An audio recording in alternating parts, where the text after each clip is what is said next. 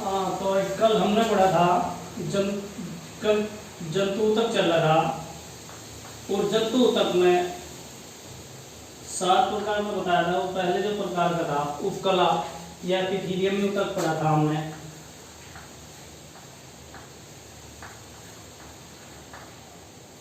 जो एपिथेलियम तक था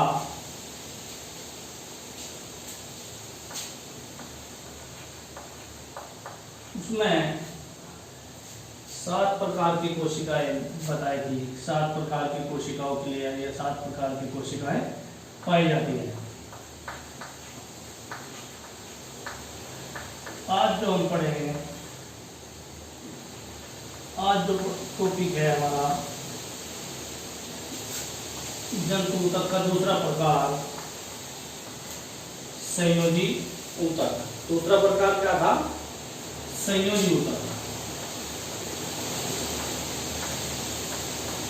संयोजी ऊतक।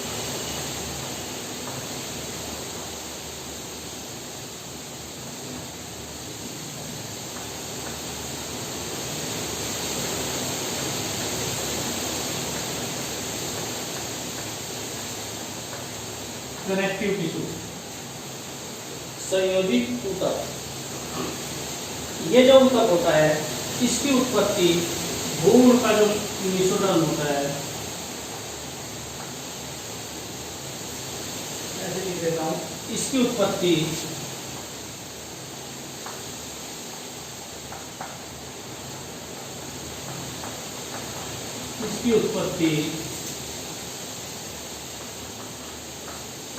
भ्रूण के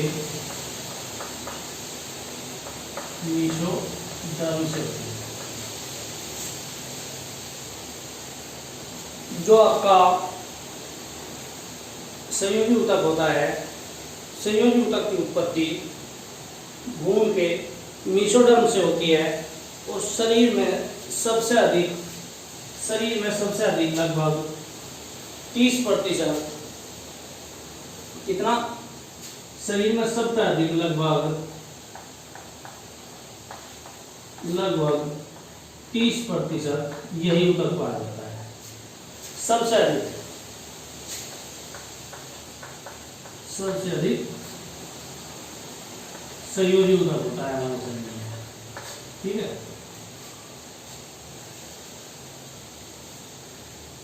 ये जो है अंगों के मध्य में, और जो इस ऊतक का मुख्य कार्य है वो अंगों को यांत्रिक सहारा या सहारा देना होता है। अंगों को सहारा देना इसका जो मुख्य कार्य है। ठीक है, कार्य जो है संयोजी ऊतक का मुख्य है वो अंगों को सहारा देने का होता है। इसकी जो कोशिकाओं का मैट्रिक्स है, आधारभूत तरल पदार्थ है, उसमें श्वेत कोलेजन या पीले लचीले तंतु पाए जाते हैं जो इनके कड़ेपन या लचीलेपन में सहायक होते हैं। जो इनकी कोशिकाओं में जो तरल पदार्थ होता है उसमें तंतु पाए जाते हैं या कहते हैं श्वेत कोलेजन या पीले लचीले तंतु पाए जाते हैं, जिनके कारण ये जो संयोजी ऊतक जो होते हैं वो कड़े या मजबूत होते हैं। इसमें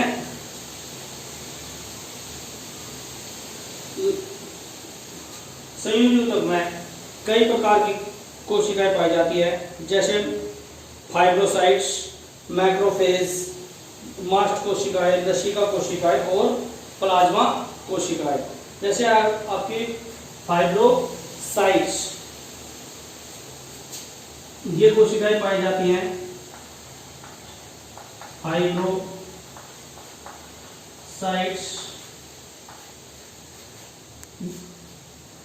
पहली फाइब्रोसाइट्स, दूसरी मैक्रोफेजेस,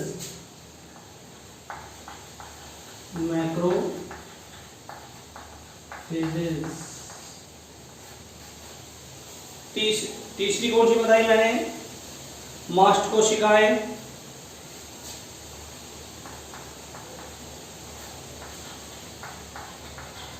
मास्ट कोशिकाएं, लसिका कोशिका,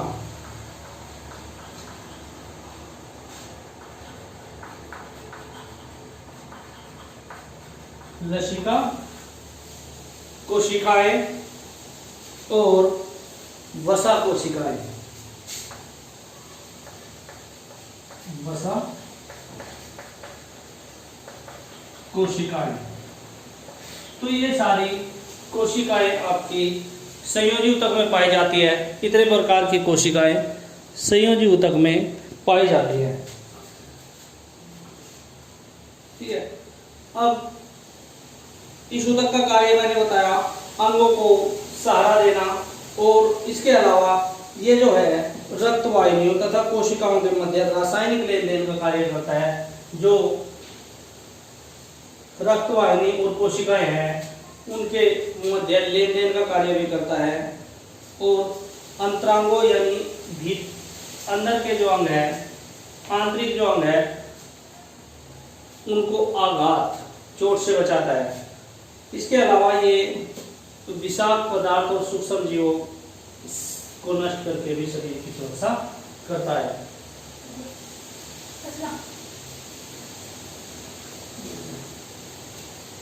तो ये आपका कार्य इसका बताया। जो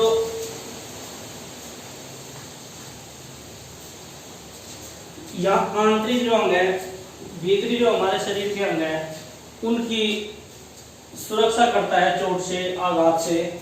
ठीक है, क्षतिग्रस्त या चोटग्रस्त जो कोशिकाएं होती हैं उनको नष्ट करके शरीर की सफाई करता है, और अस्थियों और पेशियों को जोड़ करके शरीर को गति प्रदान करता है। मोस्ट इंपोर्टेंट कार्य इसका अस्थि और पेशियों को जोड़ करके शरीर को गति प्रदान करता है।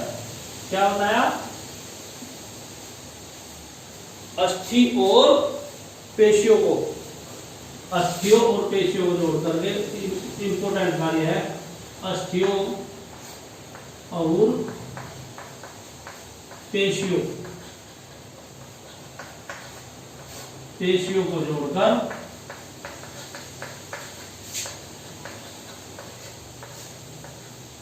शरीर को गति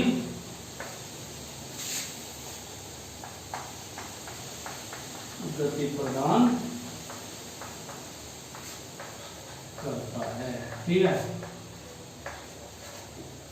यानी जो हमारी हड्डियां और पेशी आपस में जुड़ी हुई हैं वो इसी ऊतक के कारण जुड़ी है, जिससे हमारे शरीर, हमारे जोड़ गति कर सकते हैं। ठीक है, संयोजी ऊतक कई प्रकार का होता है। ठीक है, यहाँ हम ज्यादा डिटेल में आपके कोर्स में नहीं है, आप केवल संयोजी ऊतक कर ले। ठीक है, इसके बाद इसमें एक छोटा सा टॉपिक आपका कंडरा और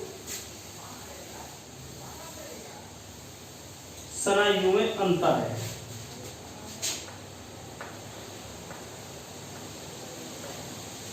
कंडरा तथा स्नायु में अंतर।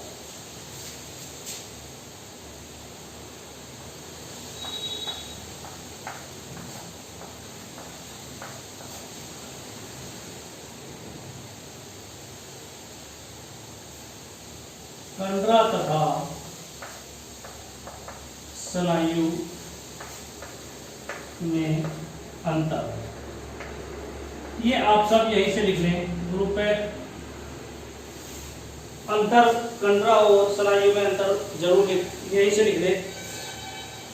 कंडरा जो होता है ये असंकुचनशील श्वेत कोलेजन तंतुओं से बना होता है। जो कंडरा होता है यह है असंकुचनशील यह असंकुचनशील श्वेत, तो मैंने बताए थे श्वेत और पीले तंतु संयोजी ऊतक में पाए जाते हैं। श्वेत कोलेजन तंतुओं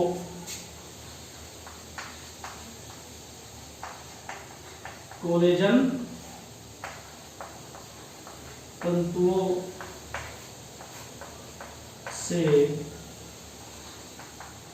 बना होता है। दूसरा जो होता है ये संकुचनशील पीले लचीले तंतुओं से बना होता है। जो स्नायु होता है यह है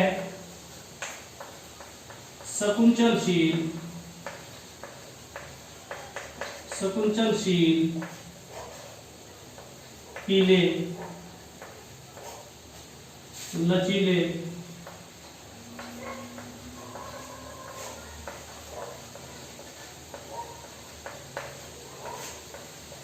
से बना होता है।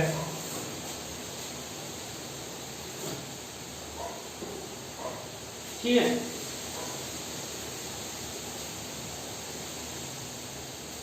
कंडरा जो है यह पेशी को अस्थि या उपास्थि से जोड़ता है। ये जो है यह पेशी को, जो हमारी पेशियां हैं अस्थि यानी हड्डी या उपास्थि से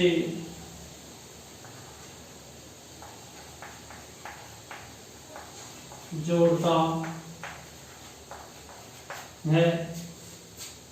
जो स्नायु है ये अस्थि को अस्थि से जोड़ता है। यह अस्थि को यानी स्नायु हड्डियों को हड्डियों से जोड़ता है।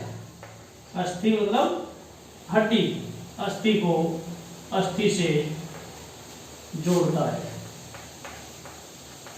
याद रखिएगा जो कंडरा संयोजी ऊतक होता है, कंडरा होता है वो पेशी को अस्थि या उपास्थि से जोड़ता है, और जो स्नायु संयोजी ऊतक है वो आपका अस्थि को अस्थि से जोड़ता है। कंडरा और स्नायु संयोजी ऊतक के दो प्रकार होते हैं। ठीक है। इसके बाद कंडरा गति में सहायक होते हैं। यह गति में सहायक होते हैं और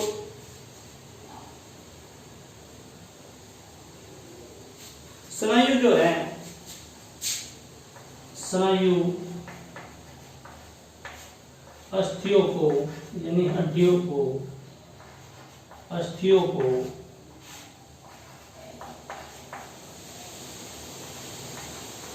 अपने स्थान पर बनाए रखते हैं। यहां से कंडरा और स्नायु का अंतर जरूर कर लीजिए, इंपोर्टेंट अंतर है। फिर एग्जाम में पूछा जाता है ज्यादातर, बहुत बार, और ये हमें पता भी होना चाहिए।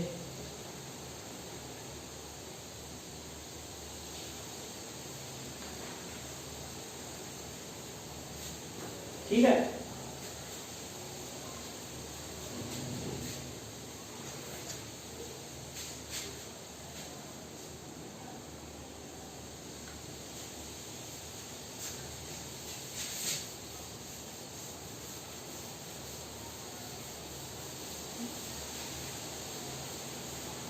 तो संयोजी ऊतक में मैंने बताया आपको कई प्रकार का होता है। इसका जो प्रकार लगभग ये 4 प्रकार का होता है।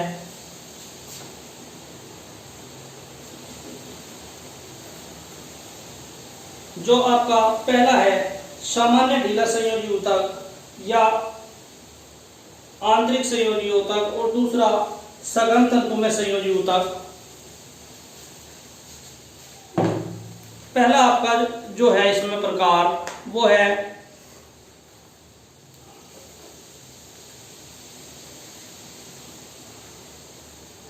सामान्य ढीला ऊतक या अंतरालीय संयोजी ऊतक, और दूसरा सघन तंतु में संयोजी ऊतक। सघन तंतु में संयोजी ऊतक जो होता है ये आपका 4 प्रकार का होता है। श्वेत कोलेजन तंतु में संयोजी ऊतक और पीला इलास्टिक तंतु में संयोजी ऊतक। गैस का जो तीसरा प्रकार जो है संयोजी ऊतक का वो है विशिष्टीकृत संयोजी ऊतक। इसमें आपका वर्णक संयोजी ऊतक और वसा में ऊतक और जाल में संयोजी ऊतक, ये इसके 4 प्रकार हैं। इसके बाद कल हम पढ़ेंगे कंकाल ऊतक, इसके बारे में आप पढ़िएगा, ठीक है। कल हम पढ़ेंगे कंकाल ऊतक। नोट्स में इन सब के ग्रुप पर डालूंगा, ठीक है।